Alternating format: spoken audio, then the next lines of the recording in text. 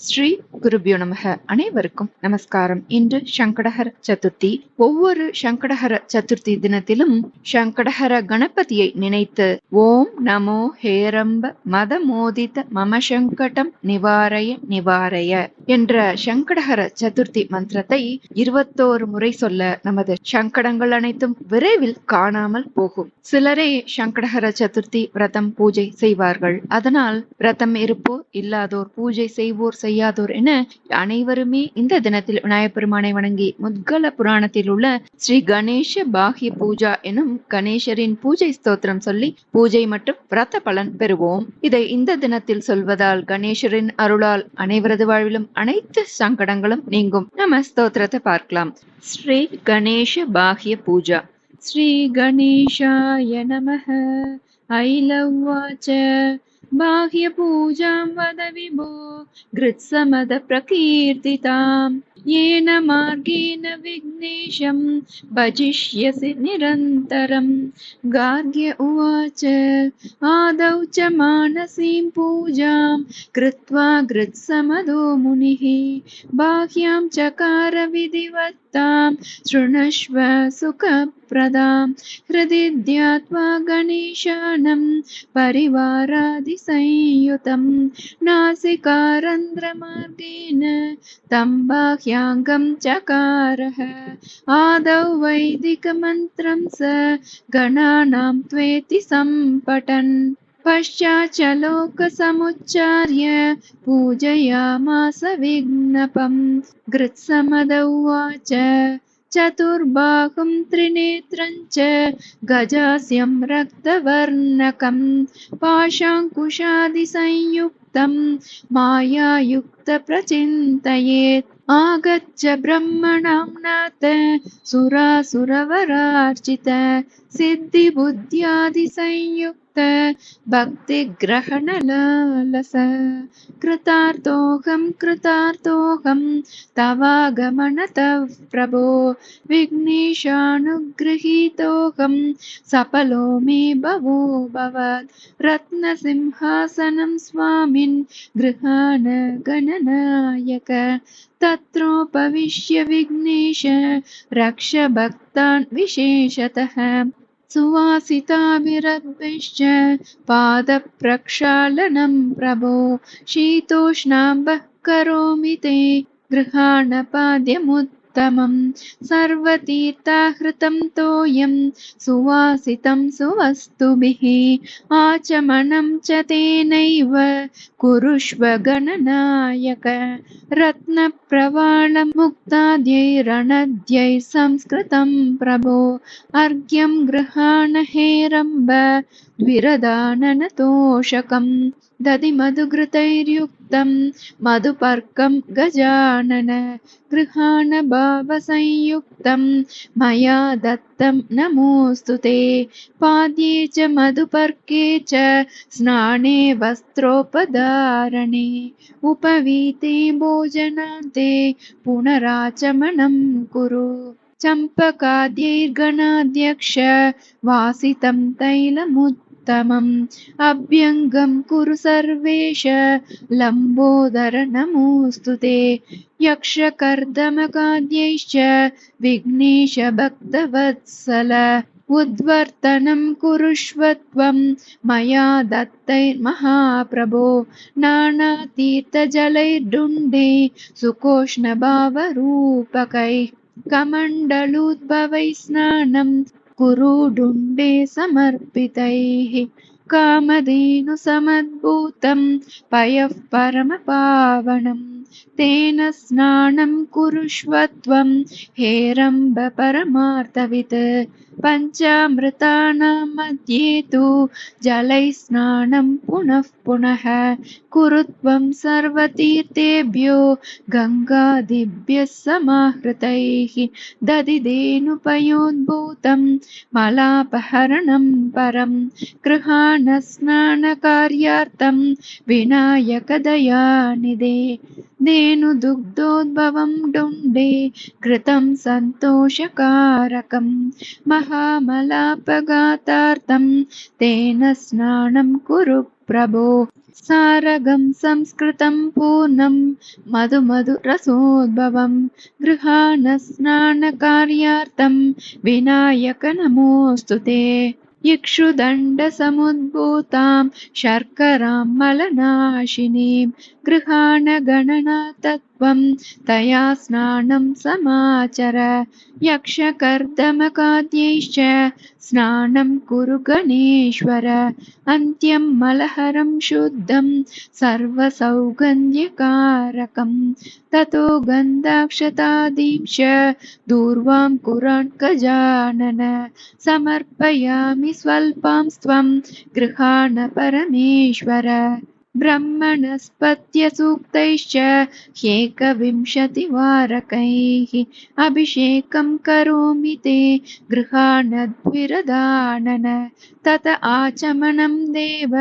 सुवासितजलेन च कुरुष्व गणनातत्त्वं सर्वतीर्थभवेन वै वस्त्रयुग्मं गृहाणत्वम् अनर्घ्यं रक्तवर्णकं लोकलज्जाहरं चैव विघ्ननाथ नमोऽस्तु ते उत्तरीयं सुचित्रं वै नभस्ताराङ्कितं यथा गृहाण सर्वसिद्धीश मया दत्तं सुभक्तितः उपवीतं गणाध्यक्ष गृहाण च ततः परं त्रैगुण्यमयरूपं तु प्रणवग्रन्थिबन्धनं ततः सिन्दूरकं देव गृहाण गणनायक अङ्गलेपनभावार्थं सदानन्दविवर्धनं नानाभूषणकानि त्वमङ्गेषु विविधेषु च भासुरस्वर्णरत्नैश्च निर्मितानि गृहाण भो अष्टगन्धसमायुक्तं गन्धं रक्तं गजानन द्वादशाङ्गेषु ते डुण्डे लेपयामि सुचित्रवत् रक्तचन्दनसंयुक्तान् तवा कुङ्कुमैर्युतान् अक्षतान् विघ्नराजत्वं गृहाण बालमण्डले चम्पकादिसुवृक्षेभ्यः सम्भूतानि गजानन पुष्पाणि शमीमन्दार दूर्वादीनि गृहाण च दशाङ्गगुग्गुलं धूपं सर्वसौरभकारकं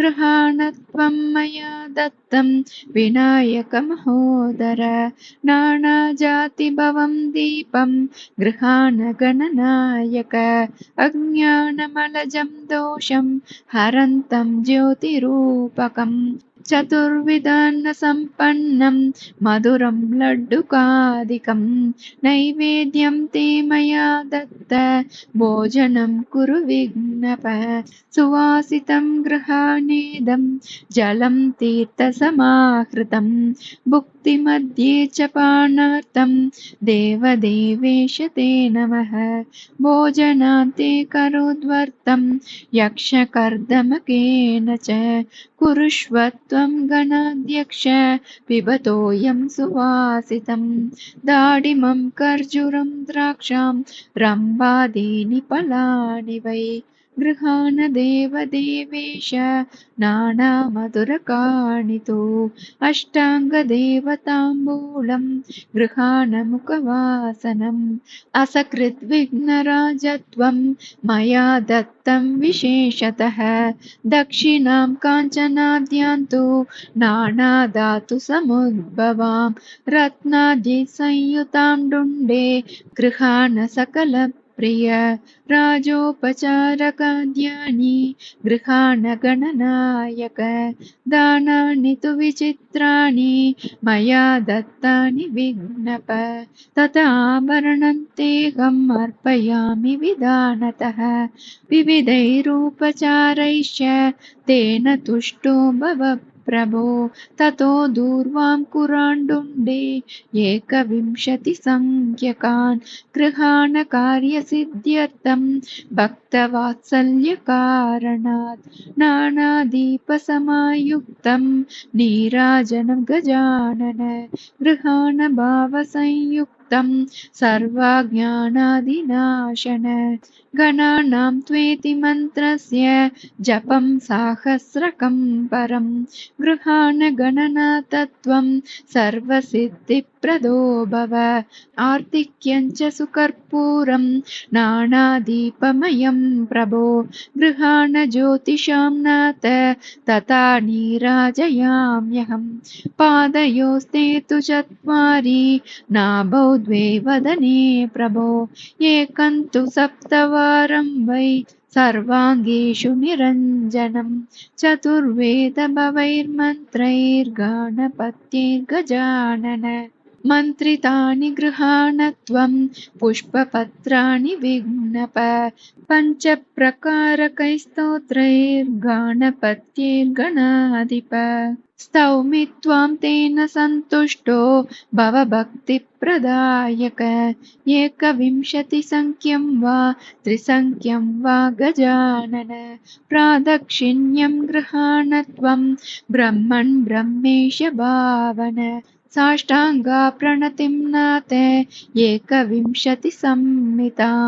हेरम्ब सर्वपूज्यत्वं गृहाणतु मया कृतां न्यूनातिरिक्तभावार्थं किञ्चित् दुर्वां कुरान् प्रभो समर्पयामि तेन त्वं साङ्गां पूजां कुरुष्वतां त्वया दत्तं स्वहस्तेन निर्माल्यं चिन्तयाम्यहं शिखायां धारयाम्येव सदा सर्वप्रदं च तद् अपराधान् संख्यातान् क्षमस्व गणनायक भक्तं कुरु च मां डुण्डे तव पादप्रियं सदा त्वं माता त्वं पिता मे वै सुहृत्सम्बन्धिकादयः त्वमेव कुलदेवश्च सर्वं त्वं मे न संशयः जाग्रत्स्वप्नसुषुप्तिभिर्देहवाङ्मनसैः सांसर्गिकेन यत्कर्म गणेशाय समर्पये बाह्यं नानाविधं पापं महोग्रं तल्लयं व्रजेत् गणेशपादतीर्थस्य मस्तके धारणात् किल पादोदकं गणेशस्य पीतं मर्त्येन तत्क्षणात् सर्वान्तर्गतजं पापं नश्यति गणनातिगम् गणेशोच्छिष्टगन्धं वै द्वादशाङ्गेषु चर्चयेत् गणेशतुल्यरूपः स दर्शनात् सर्वपापः यदि गणेशपूजादौ गन्धभस्मादिकं चरेत् अथवोच्छिष्टगन्धं तु नो चेत् तत्र विधिं चरेत् द्वादशाङ्गेषु विघ्नेशं नाम मन्त्रेण चार्चयेत् तेन सोऽपि गणेशेन समो भवति भूतले आदौ गणेश्वरं मूर्ध्नि ललाटे विघ्ननायकं दक्षिणे कर्णमूले तु वक्रतुण्डं समर्चयेत् वामे कर्णस्य मूले वै चैकदन्तं समर्चयेत् कण्ठे लम्बोदरं देवं हृदि चिन्तामणिं तथा बाहौ दक्षिणके चैव हेरम्बं वामबाहुके विकटं नाभिदेशे तु विघ्ननाथं समर्चयेत् कुक्षौ दक्षिणगायां तु मयूरेशं समर्चयेत् वामकुक्षौ गजास्यं वै पृष्ठे स्वानन्दवासिनं सर्वाङ्गलेपनं शस्तं चित्रितं चाष्टगन्धकैः गणेशानां विशेषेण सर्वभद्रस्य कारणात् ततोच्छिष्टं तु नैवेद्यं गणेशस्य भुनज्म्यहं भुक्तिमुक्तिप्रदं पूर्णं नानापापानि कृन्तनं गणेशस्मरणेनैव करोमि कालखण्डनं गाणापत्यैश्च संवासः सदास्तु मे गजानन गार्ग्य उवाच एवं कृत्समदश्चैव चकार बाह्यपूजनं त्रिकालेषु महायोगी सदा भक्तिसमन्वितः तथा कुरु महीपाल गानपत्यो भविष्यसि तथा कृत्समदः साक्षात् तथा त्वमपि निश्चितम् इति श्रीमदान्त्ये मुद्गलपुराणे श्रीगणेशबाह्यपूजा समाप्ता श्रीगुरुभ्यो नमः அனைவரும் உத்கல புராணத்தில் உள்ள ஸ்ரீ கணேச பாக்கிய பூஜாவை இந்த தினத்தில் பாராயணம் செய்து பலன் பெறுவோம். நல்லதே நடக்கும். நமஸ்காரம்.